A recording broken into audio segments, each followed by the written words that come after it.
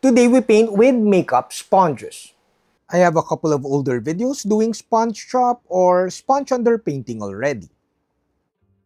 Today we'll paint an orange armored space marine and we'll paint it via our double sponge chop.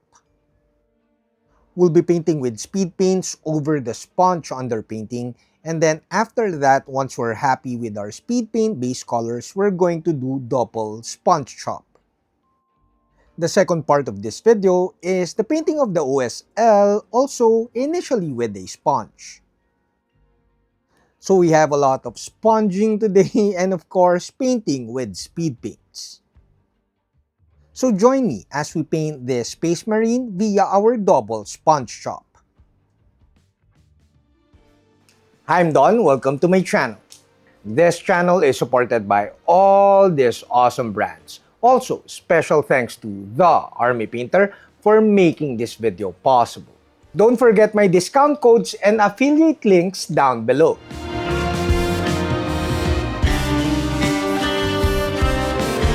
Today we paint the underpainting with sponges. When painting with a sponge, always wet your sponge and also thin down your paints. You also need to wick the excess paint on the sponge before applying on the miniature. Oh, as mentioned earlier, I have a couple of sponge underpainting videos already featuring 3 Primarchs and you might want to check those out. Now, since you thin down your paints, depending on your thinning, you may want to apply in multiple layers or multiple coats with the sponge. Make sure to let the previous layers dry before applying another layer with the sponge. As usual, you may force dry the paints with a hair dryer.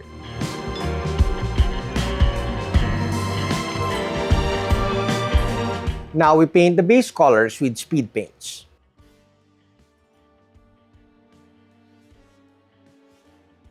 Now we paint with speed paints. Pre-select your colors to make your painting a little bit more efficient. I almost always thin down my speed paints with speed paint medium, but sometimes I do not.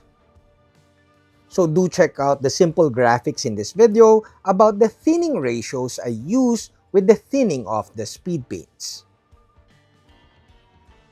Oh, a quick tip, I always use synthetic brushes when painting with speed paints. Speed paints are, they're natural hair killers. Oh, also, shake your speed paints before painting with them. Now, speed paints dry faster than washes, and they dry way faster than regular paints. So when painting with speed paints, you have to work fast, use a bigger brush, and load your brush a little bit more than usual. I use a number 3 or even a number 5 sized brush when painting with speed paints. Although you see here in the video, I'm not too conscious of the finish that I'm producing with these initial base colors with speed paints. Since we're doing double sponge chop, we'll be painting over these initial base colors. It's important to note though that the videos you see here are sped up 2 times the speed. However, I think it's still noticeable that I'm painting pretty fast. When I'm using speed paints as base colors, I almost always apply it in 2 layers. You may thin down the speed paints that you're using for the second layer a little bit more than the speed paints that you use for the first layer. Thinning down speed paints is especially important if you're using very saturated colors. There are only a very few speed paints that I do not thin when painting with them.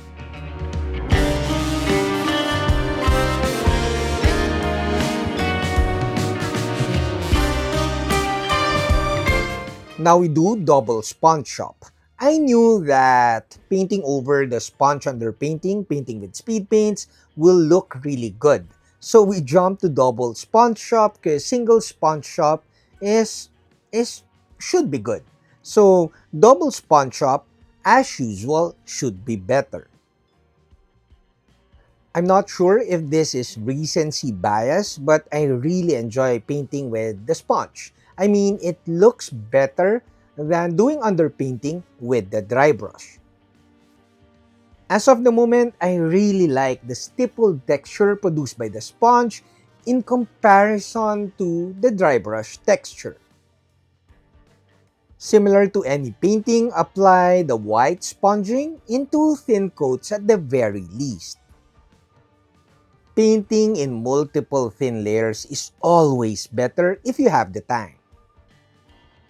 Now we have white sponging over the initial speed paint base colors. As you can see in the video, I overdid the white underpainting over the speed paints. But I knew that I'm painting with Zealot Yellow, and Zealot Yellow is orange yellow. I love Zealot Yellow. It's translucent and very vibrant. Zealot Yellow is more forgiving than Fire Giant Orange. It will help you produce a very nice finish. The nice finish of Zealot Yellow is also the reason why I applied the white sponging a little bit more than usual. It's important to note though that even though Zealot Yellow is easier to apply than Fire Giant Orange, you still need to work fast, use a bigger brush, and of course load the brush a little bit more than usual. Once you're happy with your Zealot Yellow painting, you need to let it air dry for around 5 to 10 minutes. Depending on your weather, like for me it's raining these days, you need to force dry or force cure with a hair dryer after letting it air dry for 10 minutes. Once the previous layer is dry, you may apply the second layer of Zealot Yellow. This will make your armor more orange looking. As you can see in the video, it's more orange than yellow after the second coat. Now it's a matter of repainting with speed paints the other elements or areas of the miniature. You may choose to use different speed paints for the repainting of the other elements to give you more color depth. But you could see in the video, I simply used the previous speed paints in the initial base colors with the repainting of the other elements. After painting with the second round of speed paints, I needed to paint the other areas with black paint. If you're liking this video, do give this video a thumbs up and consider subscribing to my channel.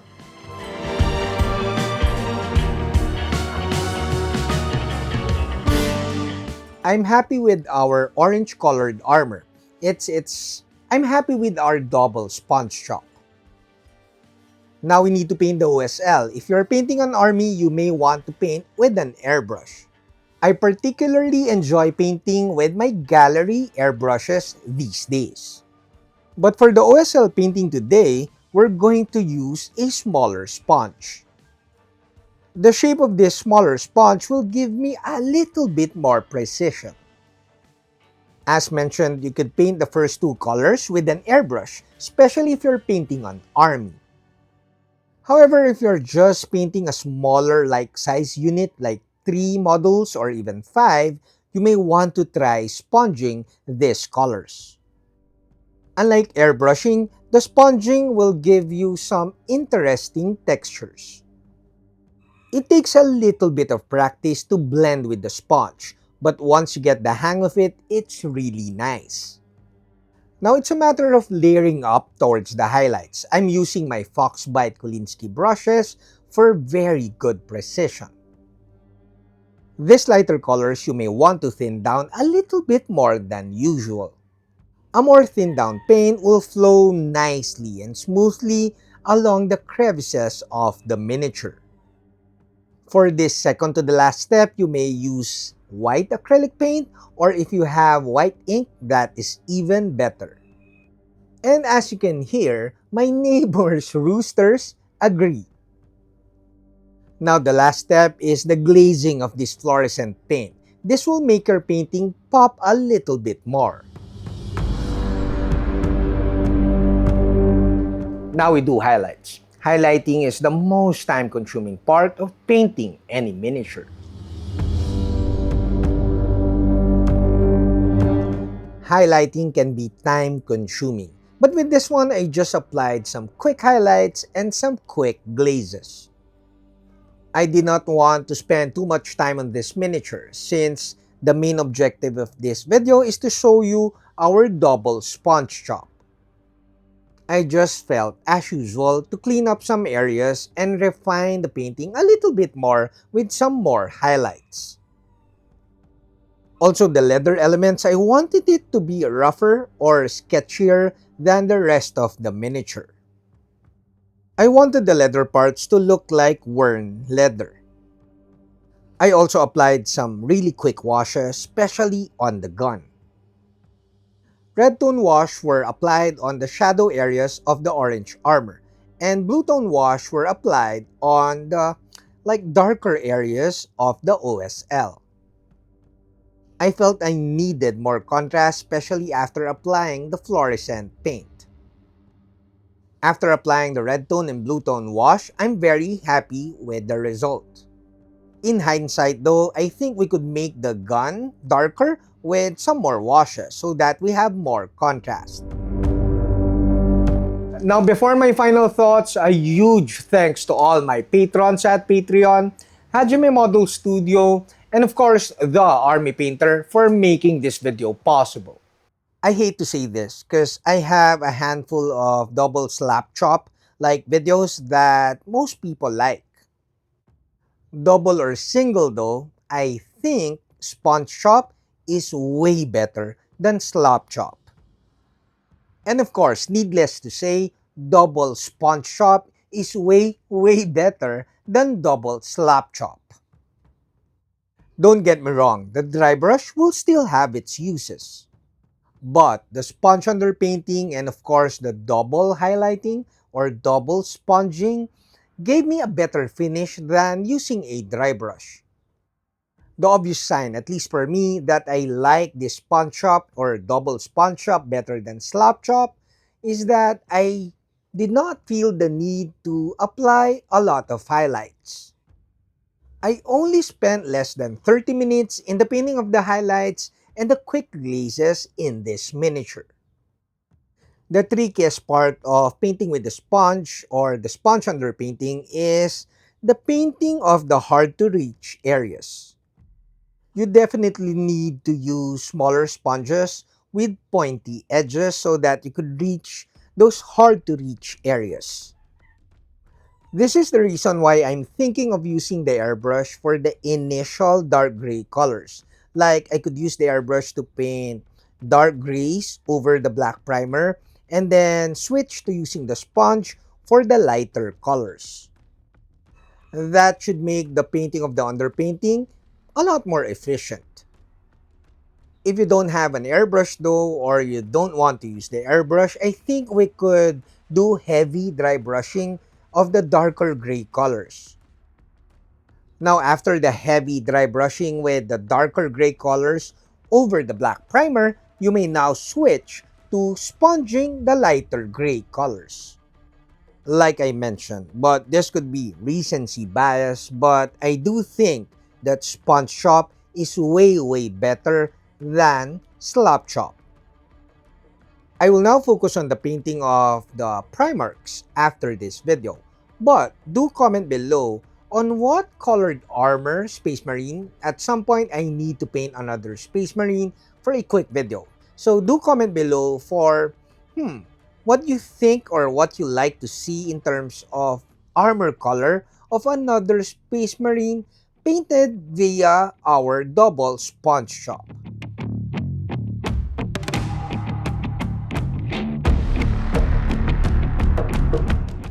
That's it, Pansit. I hope you like this video. Don't forget to like, comment, subscribe, and all that stuff. Until next video, guys. Bye! If you like this video, you might like these other videos.